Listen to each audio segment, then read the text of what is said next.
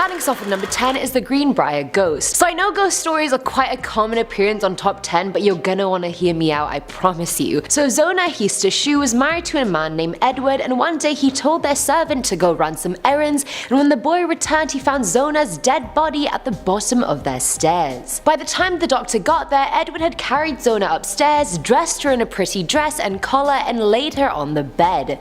Weird flex, but okay. Sloppily, the doctor didn't really examine her body because she was already dead, but he did see some bruising on her neck, but when he got too close, Edward just lost it and told them to get out. At her funeral, he wouldn't let anyone close to her coffin, and again he hid her neck by tying her favorite scarf around it. Zona's mother Mary Jane knew something was wrong, and she had a strong feeling foul play was involved. She started praying that Zona would come back to her and tell her what happened, and 4 weeks later she did. Back as a ghost, Zona told her how Edward was extremely abusive. That night he thought she hadn't cooked any meat for dinner, so he snapped her neck. Ghost Zona literally turned her head a full 360 degrees exorcist style just to show her mum.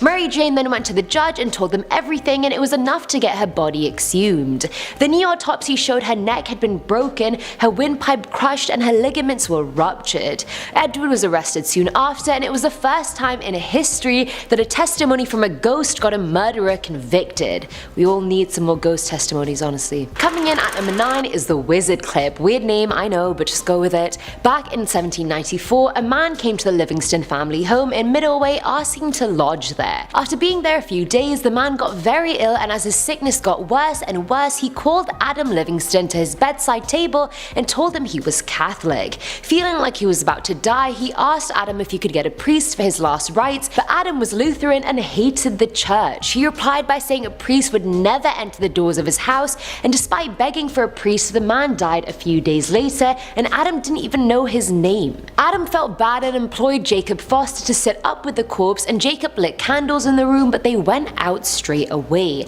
He tried again and again, but they went out each time. Freaked out, Jacob left the house immediately, and I really don't blame him. Adam buried the man on his property, and things just went downhill after that. The family started hearing the sound of horses galloping outside their house, but there were no horses around. A while later, his barn burnt to the ground, and half his livestock died, and the other half just disappeared. Inside his home, kitchenware would get thrown around by an invisible force, coins would disappear, but the worst of all was the clipping sound. They could hear a clipping sound at night and would wake up to find half moons and other weird shapes cut into blankets, shoes, clothes, basically everything, and they dubbed that the Wizard Clip. This is what happens when you don't perform a man's last rites, people. He ruins your life. At number 8 we have John Henry. John is a proper folk hero. He worked as a steel driving man, which is basically someone who hammered a steel drill into rock in order to make holes into it to put explosive into that, and then they just blow it up. According to the myth, John was the best man on the job. He was stronger than everyone,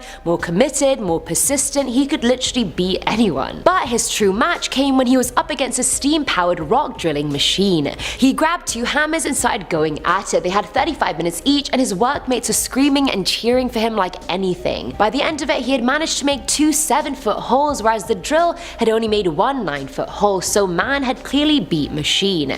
John held his hammers up in victory as everyone went wild, but the cheering was so loud the men didn't realize that John was actually about to fall. He fell to the ground, and even though the men rushed to him, it was too late. A blood vessel had burst in his brain, and so that was the end of the greatest driller in the C&O Railroad history. Man won, but I guess machine also won as well. Filling our number 7 slot is the Huntington Hitchhiker. In Huntington on 5th Street Hill, you'll find a young girl late at night waiting for a ride at the top of the hill. It's not every day at night, don't you worry, only when the weather is especially dreary and rainy. Pathetic fallacy much. The first sighting of her was in 1942 when a cab driver picked up a girl wearing a blouse and skirt despite it being freezing outside. She asked to be dropped to the bottom of the hill, and when they got there, the woman was gone. The driver came back to his garage to complain about the incident to his boss when he found out that many other drivers had had the exact same experience. A newspaper article published in 1958 claimed a Huntington couple had brought their daughter and fiancé to get married, but on the drive home the rain was insane and the car turned over and the girl died. So they say the hitchhiking girl is the same one who died in the car crash on her wedding day. Forever trying to get home and start her married life, honestly, who knows. Now at number 6 is the Weeping Woman. There's always a weeping woman or a woman woman in white on all of these lists, I actually expect it now, but either way, the Weeping Woman statue in Parkersburg isn't simply just a statue. Plot twist, who would have guessed? Located in Riverview Cemetery, it's said its role is to watch over the Jackson family, who are actually cousins to the Civil War general Stonewall Jackson. Visiting the statue is all well and good, just don't do it on nights where there's a full moon, because according to the myth, that's the time she comes to life. She's said to be a good judge of character, so if she thinks you're doing something you shouldn't be, she's been known to pull hair and rip t-shirts. I mean, she will come for you. Not the worst thing that could happen from a statue entity though, I mean, it could be worse. Women in West Virginia gravitate towards her because many people believe she can grant wishes and that she can make pregnancies more successful. So, a high moral, pregnancy-inducing protective spirit. Got it. Coming in at number 5 are the Giants. There are tons of ancient burial mounds all over West Virginia, and you'd be surprised at the number of giants found in them. The first was found in 1774 when Jack Parsons was walking near Cheat River and he saw some bones poking out of the ground. He pulled out what seemed to be a femur, and when he put it next to his own, he realized it was 7 inches bigger. After digging up the whole skeleton, he figured the person would have been at least 8 feet, bordering more. And many more giant skeletons have also been found in the area that locals now dub it Giant Town. Every single account of a skeleton being dug up put the deceased at over 8 feet. That is insane. How are there that many giants? I don't understand. Like, the tallest man in the world was 8'11" in the world, and you're telling me 8-foot people were just walking around chilling near Cheat River? Like, I'm only 5'4", this makes me sad. At number 4 are the mummies of Philippi. I never thought we'd get mummies on the list, but clearly there's a first time for everything. So back in 1888, a mummy-obsessed amateur scientist called Graham Hamrick was trying his level best to make and try his own embalming potion. He bought some bodies from the West Virginia Hospital for the Insane, which I didn't even know you could do. I didn't know you could just buy dead bodies so casually. Surely there should be like a longer process than that, but okay. Either way, before trying it on the bodies, he tried it on some fruits and vegetables, and it worked great. So when he tried it on the bodies, he wasn't surprised when it worked perfectly for them too. The 2 cadavers actually lived long after he did, and even toured with the Ringling Bros and Barnum and Bailey circus. When they were sent back to Philippi, they were forgotten in a barn somewhere, but now the Hamrick mummies are displayed at the Barber County Historical Society Museum. All's well that ends well, I guess. Filling our number 3 slot is Edith. Hospitals just aren't fun, let's be real, but at River Park Hospital in Huntington, the staff have managed to find fun in situations I would be bricks in. Employers believe the hospital is haunted by a ghost named Edith. Edith Miller was a registered nurse who started working at the hospital in 1923. And I honestly wish I could tell you she died in a really horrific way at the hospital and that's why she haunts it, but that's really not the case. She's literally just there monitoring the system, making sure everything is going smoothly. Employee of the month for life. Pretty much. At times she opens and closes elevator doors when she shouldn't and messes with the lights, but either way, Edith is still harmless. She's never hurt anyone, although people tend to feel cold spots when they're near her. Patients have also heard footsteps of someone walking down the hallway when there's no one there. Come on Edith, that's rookie ghost shit. You can do better than that. She's so integrated into the hospital that during orientation for new employees, they actually prepare you for your first encounter with her. Gotta love Edith, am I right? Now at number 2 is the Bower House, also known as Shady Dell, which you already know isn't a good look. But the Bower House was built by Captain John Bower, and the house was given to his son JT, but when JT died, he left no heirs for the house to go to. The house was empty for decades and is now being turned into a bed and breakfast. Whilst renovations were underway, workers would hear footsteps and whispers around the house, and standing near the family's portrait photos gave everyone a cold, uneasy feeling. Weirdly enough, they even found a pool of blood as well as a trail on one of the interior staircases, and despite him brushing it off and hoping it was rusty water, others thought it was a death omen. Which, I mean, rusty water, death omen, 2 very different things. The portrait of Aunt Lenora is said to follow you around the house, just looking at you wherever you go. But the biggest feature of the house is the Headless Horseman. A Union soldier called Julian Garesh was beheaded during the Battle of Stones River, and his friend's military patch that Julian wore was found as part of the house's artifacts. Many people had seen the man wander the property, but after the patch was removed, Julian too just ceased to take his nightly walks. Or nightly floats. I feel like ghosts float, they don't walk. So his nightly floats. Yeah. And finally, at number 1 is Mothman. Now this creature has been seen around the Point Pleasant area of West Virginia. What happened was that in November of 1966, 5 men were digging a grave at a nearby cemetery when they saw a huge man-like figure fly from the trees above them. A few days later, 2 couples told police they also saw a massive grey creature whose eyes glowed blood red. They described it as a large flying man with 10-foot wings.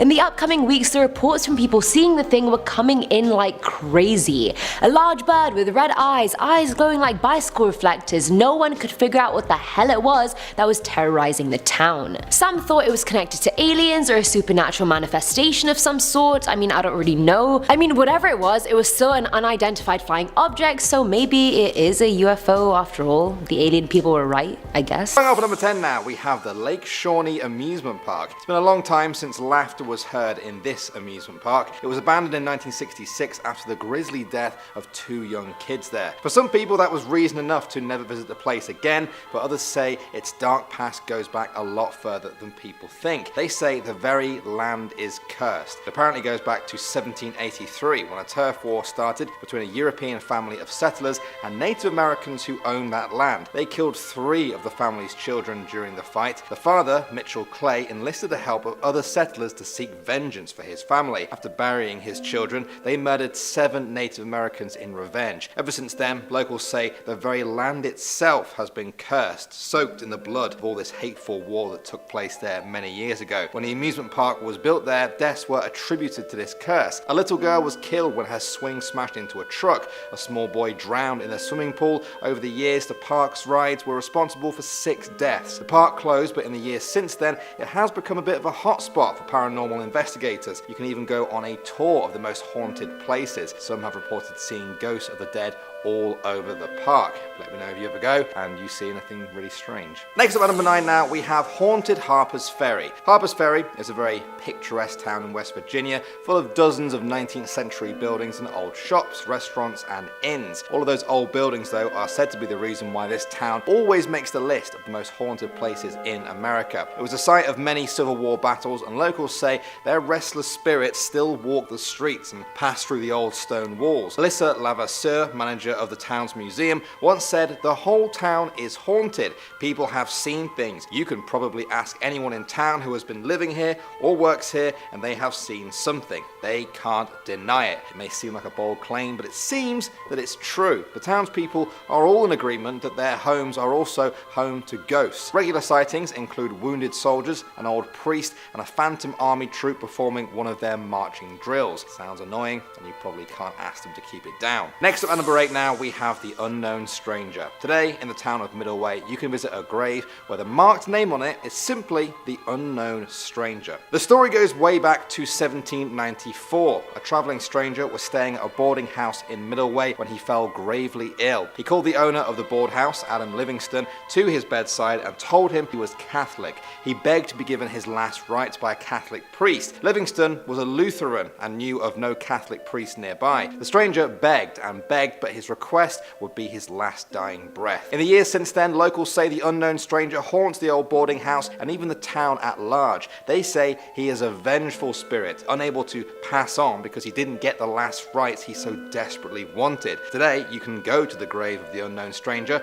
but some still fear his wrath will return against them. Coming at number 7 now, we have the Trans-Allegheny Lunatic Asylum. This building was a psychiatric hospital that became operational in 1864. For almost 100 years, it took in some of the most troubled and disturbed minds in West Virginia. It was only built to house about 250 patients, but began to take on more than it could handle. By the 1950s, it had reached its peak and housed over 2,400 patients. They were all jammed into these overcrowded and poor conditions. Despite this, the asylum limped on for another 40 years until it was finally closed to patients in 1994. Now, people say it's haunted by the thousands of tortured souls who eked out a miserable existence there there in their lives. Those who have dared to visit it report doors slamming, shadowy figures and blood-curdling screams from within the building's crumbling walls. Many locals stay well clear of it, but brave visitors can take special ghost tours right through the asylum, where they say things go bump in the night almost every night. Next up at number 6 now, we have the North Bend Rail Trail, Tunnel number 19. That's a mouthful. Tunnel number 19 is also known as the Silver Run Tunnel. In 1910, a train engineer got the shock of his life when he saw that there, stood in front of the tunnel they were about to go into, was a girl. She was described as having pitch black hair and bloodless skin. She was wearing a white dress and didn't seem to fear the train that was barreling towards her. At first he thought she must have been sleepwalking. He slammed the brakes on the train, but she didn't move. Then, just as the train was about to hit her, she screamed and jumped straight up into the air. When he asked the next station master about this, he told him not to worry, as several others had reported the exact same sight. A new engineer called O'Flannery didn't believe that this ghost was real. On his first run, he sped towards the tunnel. It was foggy and there was a full moon. He spotted the woman in white but kept on going. The ghost screamed and shot straight up. When he reached his first station, there was a crowd waiting. He asked what was going on and was told that as his train passed each station, people were trying to warn him that there was a girl riding the front of the train,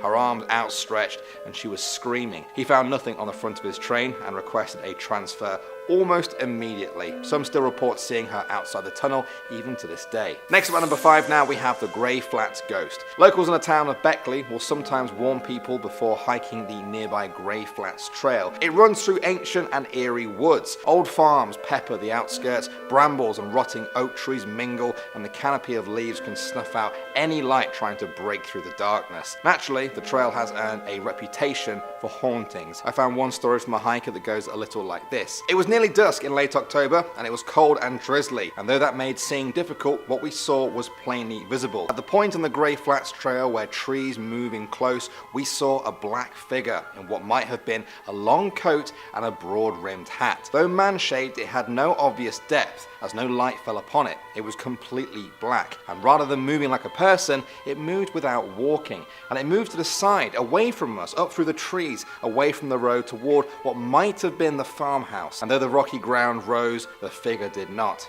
It appeared to move into the earth. As soon as it disappeared into the ground, my friend Becky began to get sick. She held her hands over her stomach and bent down and began to let out a kind of long sob. We asked her if she was alright, and she shook her head yes, that she just wanted to go home, so we grabbed her by the arms and went back out towards Ship Rock. Just as we were getting ready to turn onto the old farm trail, we looked back and saw the shape again. It appeared to be emerging from the ground and heading down toward where the old strip mines were. Very creepy story. Their words, not mine. I'm definitely creeped out though. Moving on to number 4 now, we have Blennerhassett Hotel. This hotel in St. Parkersburg seemed normal from the outside, but everyone will tell you it's what goes on inside that's made it famous among ghost hunters. It was built by William Chancellor in the late 19th century. Over 100 years on from that, locals say it's haunted by the very man who built it. There are consistent reportings and documented happenings of hauntings there going back decades. Visitors say that several spirits actually haunt the old hotel, but William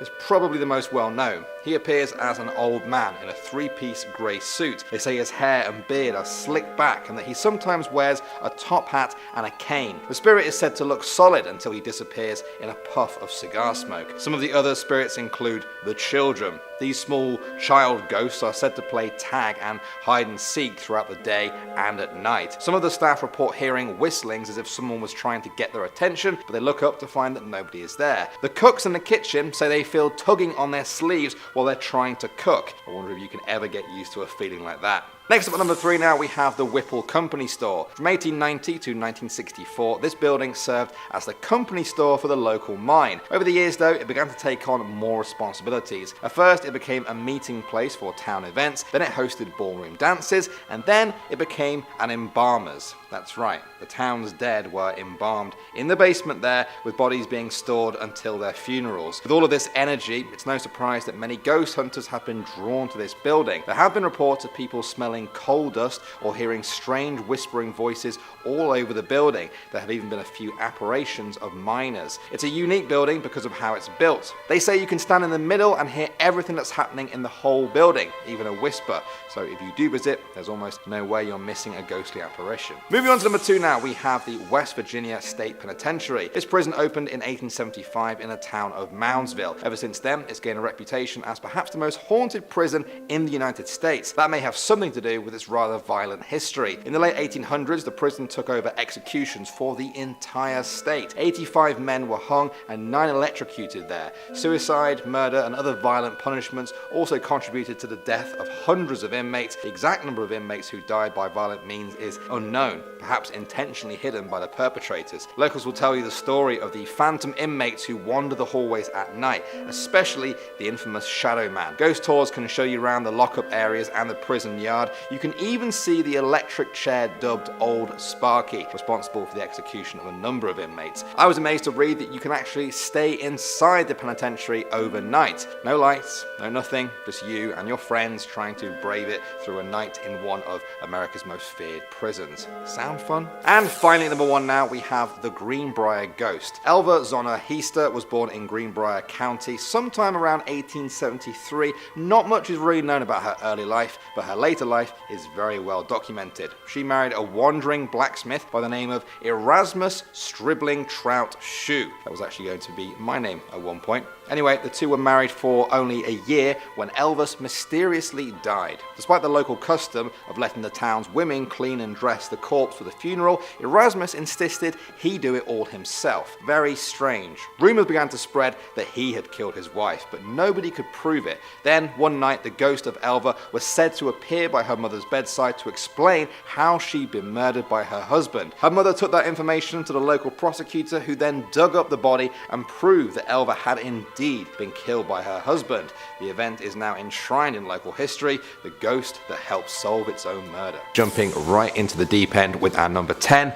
the Mothman. Let's go back to November 12th, 1966. 5 men were digging a grave at a cemetery in Clenadin when they claimed they saw a man-like figure fly out of the trees and over their heads. 3 days later, 2 young couples from Point Pleasant told police they saw a large creature with red glowing eyes in their car headlights. They described it as a large flying man with 10-foot wings. It was following them near an old World War II munitions plant. The legend of the Mothman was born. In the days after, more people reported seeing him. 2 firemen described it as a large bird with red eyes. About 90 miles away, a man from Salem said he saw a creature in the back of his barn with 2 red circle eyes like bicycle reflectors. For the next year, everyone was on edge, expecting to see the Mothman swooping down on them at any moment. Then, on December 15, 1967, the Silver Bridge collapsed in Point Pleasant, resulting in the deaths of 46 people. Now, engineers blamed a defect in the suspension chain. Others said the Mothman sightings had something to do with it. As the years went by, experts tried to explain away all the different sightings, saying it was hallucinations or sleep paralysis. The Mothman story went cold for about 50 years. Then, in November 2016, WCHS TV published a photo from an anonymous man that people claimed was the Mothman. See for yourself what you make of this famous urban legend picture. If you're excited to play the next Fallout game, it might not be that long till you meet the Mothman for yourself. Next up at number 9 now, we have the Snarly Yow. Some call this the Vanishing Dog, the Black Dog, or even the Dog Fiend. Whatever people in West Virginia call it though, this phantom dog has been seen by a lot of people. It's described as large, black, and teeth-bearing,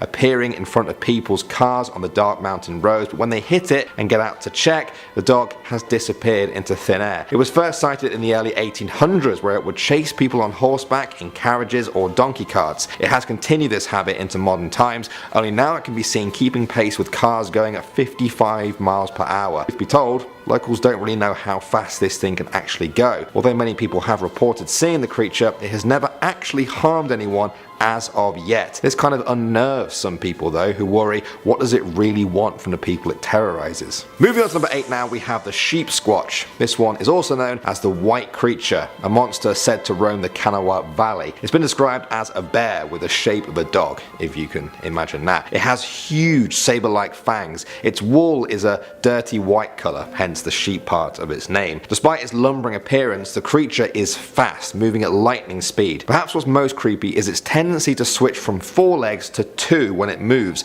making it seem very human-like. Its screams in the night have been compared to the sound of someone being murdered. Then there are the attacks. Here's where things get really weird. People always say that the creature jumps on them like a wolf, sinking its teeth right into their flesh, making them howl out in pain, but then when the attack is over, they look down to find there is not a single mark on their body. That's better news than an actual mortal wound, I guess, but most people who have seen the sheep squatch hope to never again. Next up at number 7 now, we have the Flatwoods Monster. Some also call this the Green Monster or the Phantom of Flatwoods. The legend of it began in 1952 after a group of children claimed they saw a UFO crash behind a hill not far from the town. They went out and told Kathleen May, a local hairdresser, who came with them to inspect the crash site. From the top of the hill, they saw a pulsing red light. Then their flashlights landed on what they described as a man-like figure with a round red face surrounded by a pointed hood-like shape. They said he was 10 foot tall. His eyes emitted greenish orange light. His body was dark green in colour. Kathleen May said it had small claw-like hands and a head that resembled the ace of spades. According to the group, it made a hissing sound as it approached them. One of the kids dropped the flashlight in fear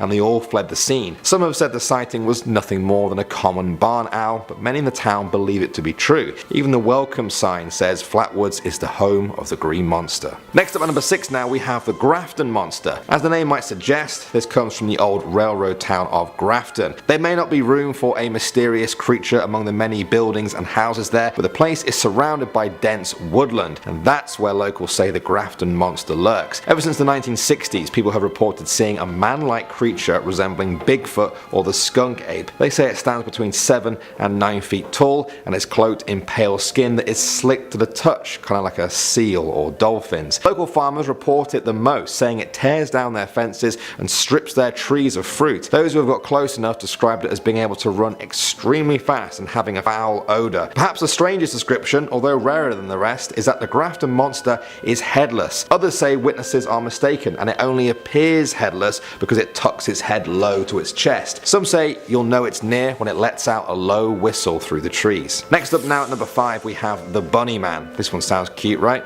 You guys might have thought we were taking a quick break from scary halfway through the video. Or no, it's just getting worse. The Bunny Man legend began with 2 incidents in Fairfax County in 1970. The first came from Air Force Cadet Robert Bennett and his fiancée. On October 9th, the couple were returning from a football game around midnight. They parked up to visit a relative when out of nowhere, a figure ran up to the back of their car and smashed the front passenger window in. They looked up to see a man in a white suit with long bunny ears. The Bunny Man screamed that they were on private property and trespassing. The couple sped away and later found a hatchet that was used to smash the window on the floor of their car. 10 days later, a construction man called Paul Phillips was on the same road. He approached a man standing on the porch of an unfinished home. He described him as wearing a grey, black and white bunny costume. The Bunny Man began chopping at a porch post with a long-handled axe, saying, "All you people trespass around here. If you don't get out of here, I'm going to bust you on the head." The police investigation was closed due to the lack of evidence, but more than 50 other people came forward claiming to have seen the Bunny Man, many of them on that same stretch of road. Even to this day, locals have reported seeing freshly skinned rabbit carcasses hanging from the overpass of what is now known as Bunny Man Bridge, a sure sign that this axe-wielding fiend is nearby, waiting to bust you on the head. Next up at number 4 now, we have Mammy Thurman. On June 22nd, 1931, the body of a young woman was found slain near the town of Rogan. Her neck was broken, her throat cut from ear to ear, and she had been shot twice in the head at close range. The motive or culprit was a complete mystery. The whole town was shocked. A local handyman was convicted of the crime, but there was still a lot of questions. Her death certificate states that she was buried in Logan Memorial Park, but her funeral home records said her body was transported to Kentucky. However, the cemetery in Kentucky has no record of her interment. One night after her funeral, it was also said that a local businessman paid $1,000 to move her body to a different location altogether. To this day, it remains a mystery where exactly exactly she was buried. According to local folklore, many claim that her ghost now wanders the hills, searching for the person who took her life, as the handyman was not to blame. Others said she waits on that same road, waiting for justice. Many have seen her there, saying she hitchhikes with truck drivers only to vanish into thin air. People who park on the hill say they felt her push the car up. Nice, but no thanks. Next up, number 3 now, we have Screaming Jenny. The story goes like this. Along some railroads in West Virginia, there were some abandoned old storage sheds. The poor had moved in there to escape the harsh winters. A sweet woman called Jenny lived there. She had fallen on hard times, never had enough to eat, and the small fires barely kept her alive. Still, she did everything she could to help those around her. On one cold autumn evening, she sat shivering over her fire when a spark flew out and lit her wool skirt on fire. She was so busy eating her broth that she didn't notice until the fire began to scorch right down to her skin. She leapt up and threw the broth all over herself, but that didn't stop the fire. She began screaming along the tracks, begging for help as the flames engulfed her whole body. She ran for the nearby train station, hoping someone there could help, but by now she was a glowing inferno, a ball of fire that looked barely human. In her pain and confusion, she didn't see the train rounding the curve ahead of her. Her scream stopped as the train mowed her down. The station crew found her dead, still burning. They put her out, gave her a funeral, and buried Jenny in the local graveyard. She was quickly forgotten. Then, a month later, another train was rounding the curve on the tracks when it hit another screaming ball of fire. The crew expected to see another mangled body burning, but this time there was nothing there. It's been that way ever since. Train drivers in the area say they still see Screaming Jenny, especially on the anniversary of her death. It seems she's locked in an eternal loop, still desperate for the help she needed in her final moments. Next up at number 2 now, we have the Ogua. Quite simply, the Ogua is a river monster. It's said to lurk in the waters of the Monongahela River in Marion County. Its legend goes back to Native American tribes who lived along the riverbanks there many years ago. It's said to be a serpentine creature of up to 500 pounds in weight, with a reddish brown colour and deadly razor sharp teeth. It's also amphibious and has been known to clamber onto land if it needs to. It stays hidden in the waters during the day, coming onto land at night to hunt for prey. Apparently it even hunts deer. Yeah, fully grown deer. It waits along their paths and then thrashes them into submission with its tail before dragging them into the river to devour. Of course, if it can bring down a deer, it wouldn't have much trouble with a human. Some people don't even go near the places where it's sighted, at least not alone. And finally, number 1 now, we have Droop Mountain. On this mountain, there was once a very fierce battle during the American Civil War. Many lost their lives, and the blood spilled that day is said to have soaked into the very mountain itself, changing it forever. They say the cries of war still linger on Droop Mountain, forever lost in time. Visitors have reported that something just feels off when you're up there. At night, there is no mistaking it at all. One woman who was raised beside the mountain reported seeing a man standing up on the old battlefield. His body glowed in the darkness, and to her astonishment, he had no head. Whenever they shone a light on him, he disappeared. Another time, the woman was walking with her husband and cousins when the whole group stopped in their tracks. Up there again on the old battlefield was a transparent soldier on his horse. The soldier seemed to notice them before turning away and vanishing into the trees. Even skeptics have reported seeing the figure of a headless man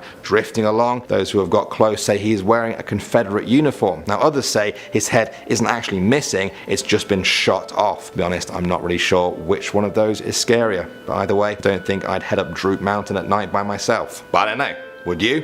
Would you want to visit any of the places we've talked about today? Maybe you guys have already, especially those of you from West Virginia. 1 state down, 49 more to go. Which one shall we go to next on our scary urban legends road trip? West Virginia is going to be a hard one to beat, I think. Let me know. Thanks for watching. As always, guys, my name is Danny Burke, and I will see you all in the next one.